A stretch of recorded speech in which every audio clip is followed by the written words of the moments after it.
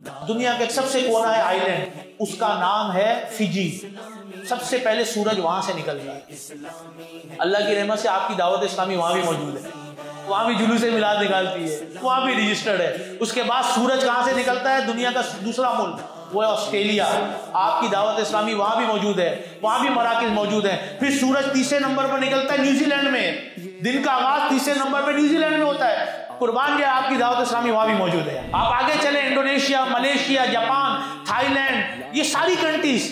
پھر آپ یورپ کی طرف آئیں، یہ یورپ میں آپ یو کے اندر دعوت اسلامی کے 80 مراکز ہیں، 70 مدرسے ہیں، 19 جامعۃ المدینہ ہیں۔ آپ اسپین میں جائیں، دعوت اسلامی کے 15 مراکز ہیں۔ آپ اٹلی میں جائیں، دعوت اسلامی کے 16 مراکز ہیں۔ آپ گریس میں جائیں، دعوت اسلامی کے 17 مراکز ہیں۔ آپ ہالینڈ میں جائیں، آپ ڈینمارک میں جائیں، سویڈن میں جائیں، ناروے میں جائیں، آپ گریس میں جائیں، آپ جرمنی میں جائیں، آپ بیلجیم میں جائیں، آپ ترکی میں جائیں، یہ یورپ کے ان ملکوں کے اندر جائیں، آسٹریا کے اندر جائیں، آپ کو دعوت اسلامی ملے گی۔ آپ فلائی کر کے افریقہ جائیں، ساؤتھ افریقہ، موزمبیق، ان سب میں دعوت اسلامی موجود ہے۔ آپ فلائی کر کے ایسٹ افریقہ جائیں، ایتھوپیا، ملاوی میں جائیں، آپ کینیا جائیں، ممباسا جائیں، ان سب میں دعوت اسلامی کے مراکز ہیں۔ یہ میں آپ کو جہاں سے سورج نکلتا ہے، میں سورج کے زاویے سے آپ کو لے کر چل رہا ہوں کہ سورج تو ڈوبتا ہے لیکن آپ کی دعوت اسلامی کا سورج کہیں بھی نہیں ڈوبتا۔ اللہ کی نعمت ہے یہ دعوت اسلامی، آقا کی عنایت ہے یہ دعوت اسلامی، اللہ کی نعمت ہے یہ دعوت اسلامی،